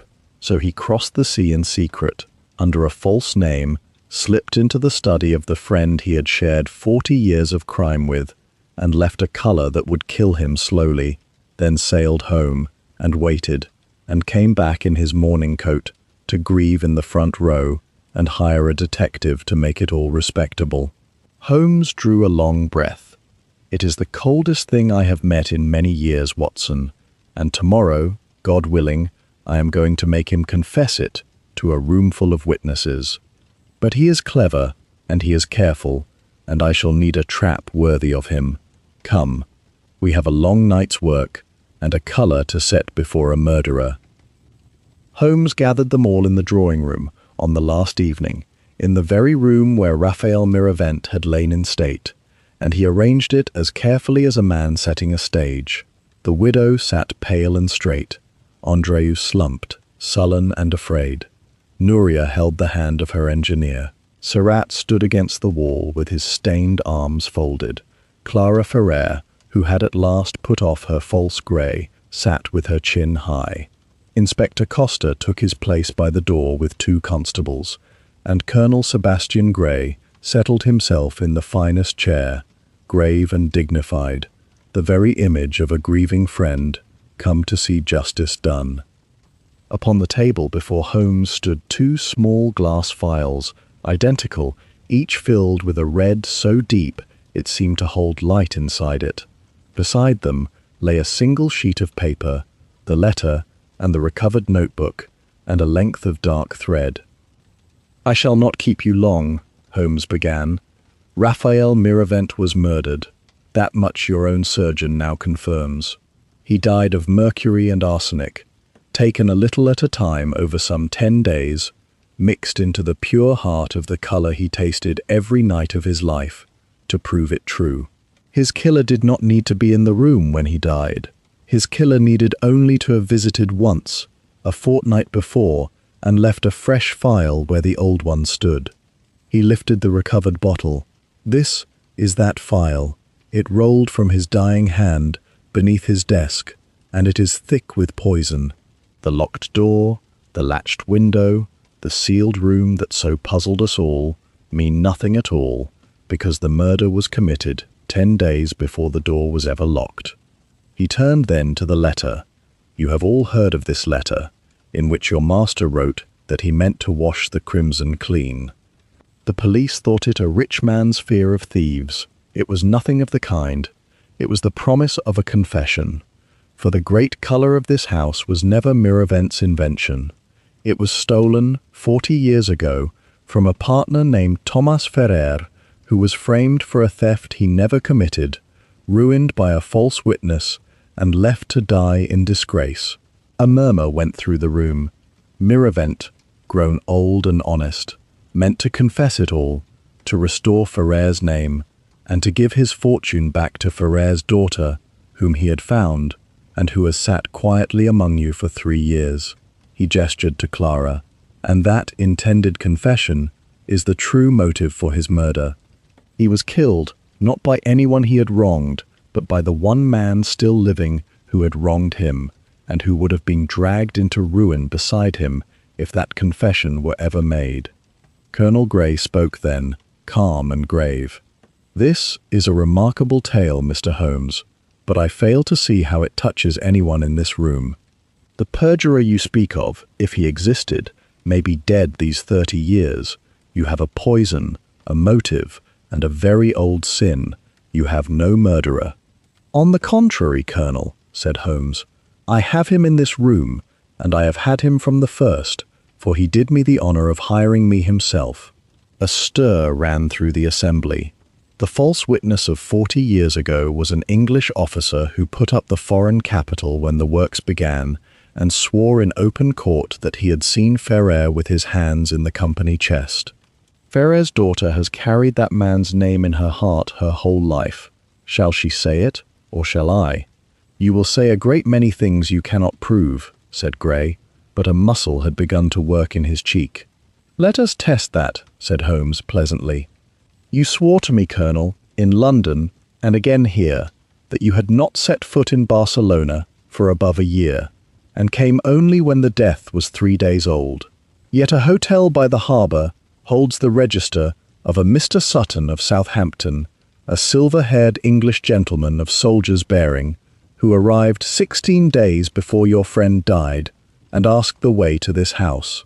A cabman recalls driving that same gentleman to your friend's servant's gate one evening, and waiting an hour in the dark, and you walked into my rooms in Baker Street, wearing boots resoled in a Spanish fashion, the mark of a man lately and secretly returned from this very country." He let it settle. "You were here, Colonel, when the file was filled. You lied that you were not. And when I began to close upon the truth, you forged a dead man's hand in this notebook to hang an innocent woman in your place, and you tied a thread across a stair to silence the servant who saw too much." Grey rose slowly from his chair, and he was still not beaten, for he was a cold and clever man to the last. "Circumstance," he said. "A hotel clerk's faulty memory, a cabman who will say anything for a coin, a cobbler's stitching. You have woven a rope of straw, Mr. Holmes, and no court in Spain will hang an English officer with it." He looked to Costa. "Inspector, I am the executor of this estate and a soldier of the Queen. I will not stand here and be slandered by a hired Englishman on the word of a servant and a cab driver. Arrest me if you dare, otherwise I am leaving." And it was true. For all Holmes's chain of reasoning, every link was circumstance, and I saw the doubt cross the inspector's proud face, and I feared, in that moment, that the cold man would walk free through the door he had darkened. Costa's hand was upon the door. I could see the calculation running behind his eyes, the weight of an English officer's rank set against a rope of straw, the ruin that would fall upon a Barcelona inspector who laid hands on the wrong man. He was a proud fellow, but he was not a reckless one, and pride and prudence together were pulling him toward letting the colonel pass. Grey felt it too. The faintest curl of contempt returned to his mouth, the look of a man who has wagered on the timidity of others all his life and found it a safe bet every time. He inclined his head to the widow with cold courtesy, as one taking his leave of a tedious evening, and turned the last step toward the door and his freedom. "One moment, Colonel," said Holmes, and his voice was very soft. "Before you go, do this one small thing, and I will trouble you no further." He lifted the 2 identical files, one in each hand, 2 files of the same red. One holds the color as Raphael Miravent made it, honest and harmless. The drop he tasted every night with pride. The other holds the poison that killed him, the same red to the eye, mixed to a strength that murders. They are indistinguishable. I alone in this room know which is which. He set them both on the table before Gray. If you are the innocent friend you claim, then you know nothing of any poisoned phial, and one is as safe to you as the other. So drink, Colonel.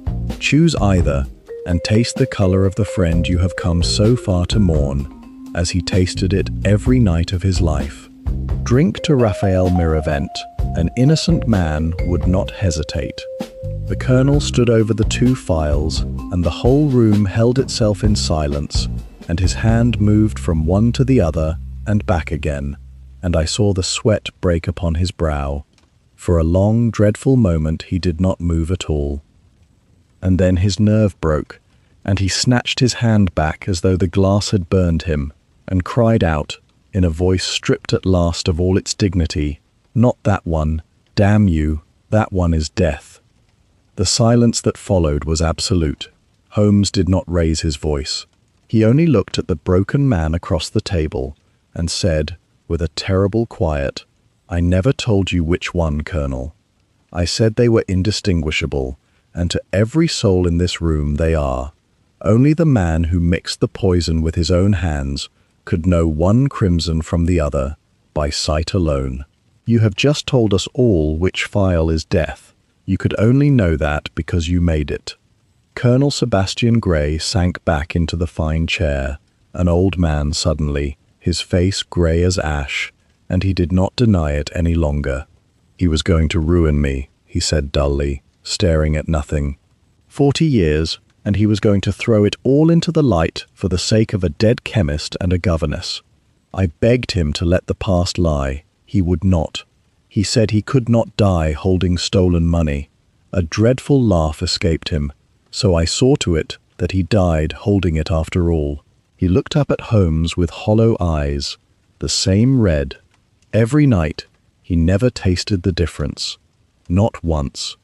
They took Colonel Sebastian Gray away in the grey hour before midnight, and he went without a struggle, an old soldier emptied of everything that had held him upright for 40 years.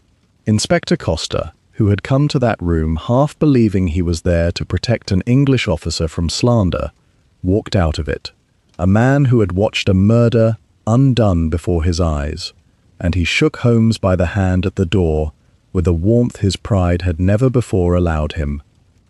"I called you a foreigner hunting a murder where there was only grief," Costa said gruffly. "I was a proud fool, Senor Holmes. You saw in a spilled drop of red what a dozen of my men trampled over for a week. If ever you tire of England, there is a desk for you in Barcelona, and a great deal of work." Holmes bowed. "You reopened the body when a lesser man would have laughed me back to the boat," he said. "The credit is as much yours as mine, Inspector. Let the city hear it that way." And Costa, who had feared humiliation and found instead a share of the honor, went away that night a friend for life, which is a thing worth more in a strange country than any fee. There were smaller knots to untangle in the days that followed, and Holmes untangled them all with the same patient hand. The old housekeeper woke on the third day, weak but clear, and when Watson asked her gently what she remembered of her fall, she told us she had been climbing the servants' stair in the dark, and felt a cord catch at her shins, and had seen, as she pitched forward, a tall figure draw back into the shadow of the landing above.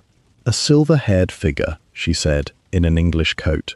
It was the last brick in a wall already built, and it laid to rest any lingering fear that the wrong soul might suffer for the crime. The matter of Andreu and his debts, Holmes settled with a bluntness that startled the young man into something like sense. He brought Andreu before him, and told him plainly what he had overheard in the alley off the Carrer del Bisbe, and what Quim Bassa the moneylender was, and where such a road ended. "Your father is dead, and the fortune is honestly yours, or will be when the estate is set right," Holmes told him.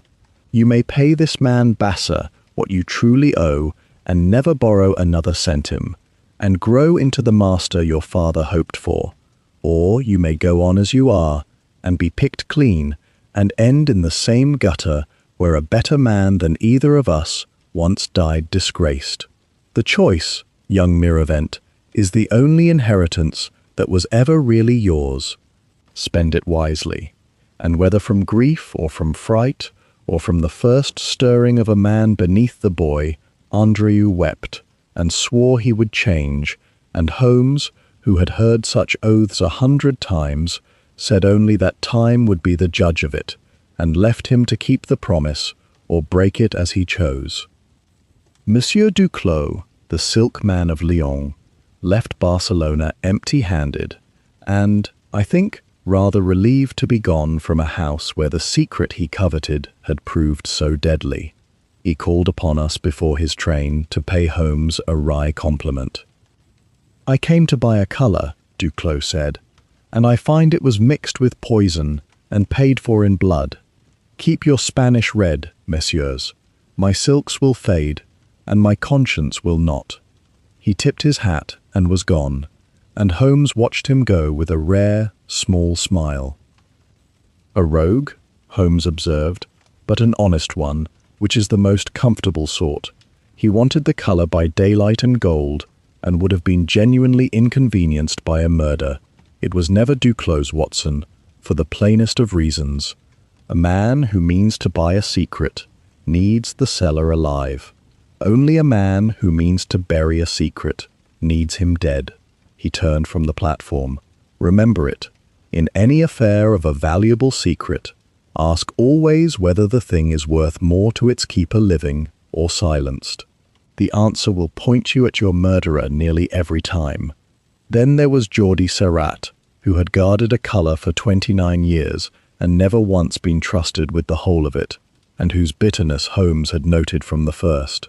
On our last full day in the city, Isabel Miravent called the old master dyer into her husband's study, and before Holmes and me as witnesses, she placed in his stained hands the working of the colour, freely and fully, the first person in the world outside the 2 dead founders ever to hold it entire. "My husband did not trust you because he could not trust himself," she told him quietly. "A man who has stolen a thing guards it against everyone, for he knows how easily such things are taken. But the theft ends here. You gave this house your life. It is yours to carry now, honestly, in the light." And the hard old man, who had wept no tears for his master, wept then, and could not speak, and only bowed his head over the papers as a man bows over something holy. It struck me, watching, that the crimson secret had at last begun to do the thing its dead maker had wanted, to be washed clean, not by hiding it deeper, but by dragging it fully into the day. The colour that had been got by a lie and kept by a murder was being handed on, freely and openly, to a man who had earned it. And somewhere in that, I thought, Raphael Miravent had his forgiveness after all, though he had not lived to receive it. That evening, Holmes stood a long while at the window of our hotel, looking down at the Rambla and the sea beyond it, and I could tell by the loose ease of his shoulders that the case had left him, as cases did, the moment the last knot was tied. "There is one thing yet undone, Watson," he said. "The largest thing of all. A man was ruined and buried under a false name 40 years ago, and his daughter has carried the shame of it her whole life. Gray's rope will hang Gray, but it will not, by itself, clear Thomas Ferrer. That we must see to before we go. A murder solved is a small justice. A lie of 40 years undone is a greater one, and I find, in this affair, that I have an appetite for the greater." He turned from the glass. "Tomorrow we restore a dead man's name. Then, my dear doctor, and only then, I think we may go home." The restoring of Thomas Ferrer's name was not a thing Holmes could do alone, and he did not try. He did it as he did everything in that final week, by arranging the truth so plainly before the right people that they could not help but act upon it. The widow Isabel, who had helped her husband plan the very confession he died to make, would not let the plan die with him. She summoned the family lawyers and the notaries, and before them she laid the whole of it: her husband's intended restitution, the truth of the stolen colour, the innocence of the ruined chemist, and the identity of the woman who had lived 3 years in her house under the name of Whitfield.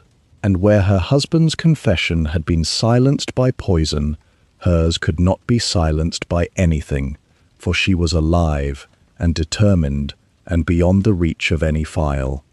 The old fraud unravelled quickly once an honest hand pulled the first thread. The court records of 40 years past were found and read again with new eyes, and the missing money that had damned Ferrer was seen now for what it had always been: a sum placed in the chest to be discovered, on the sworn word of an English officer who had every reason to want the chemist gone and the colour split 2 ways instead of 3. Gray's own confession, made in his cell and set down before witnesses, closed the matter beyond any doubt. Thomas Ferrer, dead these 30 years in a pauper's grave, was declared in law what he had always been in truth: no thief, no fraud, the maker of the most beautiful colour in Spain, and an innocent man. I shall not soon forget the morning they put his name back into the bronze. A craftsman came with his tools, and where the second founder's name had been ground away and enamelled over, he cut it fresh and deep and filled it with gold. Casa Miraventi Ferrer, the plaque read now, Fundada 1861, and beneath it, added at Clara's own request, a single line: En record de Thomas Ferrer, qui va faire el color, in memory of Thomas Ferrer, who made the colour. Clara Ferrer stood before that plaque a long while when it was finished, and she did not weep, though I think she had earned the right to. She only reached up and touched the golden letters of her father's name, once, very gently, as one might touch the face of someone long dead and dearly loved. For 30 years, she said, to no one, and to all of us, I have been the daughter of a thief. This morning, I am the daughter of the man who made this colour. You cannot know what that is, Mr. Holmes, unless you have carried the other thing. She turned to him. You came here to solve a murder. You have given me back my father. I do not know how a person thanks another for that. I do not think there are words heavy enough. Holmes, who was never at ease before gratitude, inclined his head. Then do not look for them, he said gently. Live in the day I have handed you, and let that be the thanks. Your father made a colour that will not fade. See that his name does the same. And that, from Holmes, was as near to tenderness as I ever knew him come, and Clara understood it, and did not press him further, and I loved him a little for it. The estate, once settled, was to be shared. Clara received the portion Raphael Miravent had meant to give her father, and more, and she meant, she told us, to use it not to leave the works but to change them, to lift the poison from the trade that had killed her father twice over, first by ruin, and later, in a manner, by the very mordant that had murdered his betrayer's partner. Nuria found in the new arrangement the freedom her father had denied her, and by the time we left the city it was understood, if not yet announced, that the painter and her engineer would marry, and that Mark's dangerous modern notions about the treatment of the men would have, at last, a friendly ear in the counting-house. As for Andreu, I will not pretend he was wholly remade in a week, for men are not. But he paid off Quimbassa to the last honest centime, refused him a single peseta more, and threw himself into learning the business his father had left him, and when we saw him last, he was bent over the ledgers of the works with the sleeves rolled to his elbows, sober and grim and trying, which is all that can fairly be asked of any man who has been given a second chance he did not earn. We left Barcelona on a bright, hard morning with the tramuntana blowing down off the mountains, and the sea beaten to silver, and the whole city seemed scrubbed and shining, as though it too had been washed clean. From the deck of our steamer I could see, far along the shore, the chimneys of Poblenou and the broad channel that ran red to the sea, La Sang, the blood, the crimson water that had run there for 30 years. Holmes stood beside me at the rail, his coat snapping in the wind, watching that red water until the coast fell away. "A whole fortune, Watson," he said at last, "and a whole city's admiration, and a family's peace, all of it built on a single colour, and the colour built on a single lie, and the lie kept for 40 years by murder. Miravent carved the pomegranate over his door and thought he had signed his triumph. He had signed his crime. Every proud red tile in that house was a confession no one could read." He was quiet a moment. He grew old, and he grew honest, and honesty killed him. There is a bitter lesson in that, and I do not much like it. A man does a great wrong young, and buries it, and prospers, and only when he tries at last to set it right does the past reach up and pull him under. It would almost persuade a lesser mind that it is safer never to repent at all. "And a greater mind?" I asked. He almost smiled. "A greater mind observes that it was not the repentance that killed him, Watson. It was the other man's refusal to repent. Miravent reached for the light and was struck down by the one who preferred the dark. The lesson is not that honesty is fatal. The lesson is that a secret shared is a secret only as safe as the weakest conscience that holds it. Raphael Miravent's conscience woke. Sebastian Gray's never did. And a man who ties his fate to another's silence has built his house upon that other man's soul, which is the most treacherous foundation in the world." He turned from the rail. Ferrer made a colour that would not fade. Gray made a silence he thought would never break. Only one of them was right, and it was not the murderer. The maker outlasts the liar, Watson, given time and a patient hand. It is nearly the only comfort our profession offers. I find I take it where I can. The coast of Spain sank at last beneath the horizon, the red water with it, and we turned our faces north toward the grey and the fog and the familiar din of Baker Street, carrying with us the memory of a colour that would not die, and of the man who had made it, whose name, cut fresh in gold and honest at last, would outlast every lie ever told about him. The crimson secret was a secret no longer. It had become, in the end, what its maker had earned and its thief had feared, the plain and shining truth.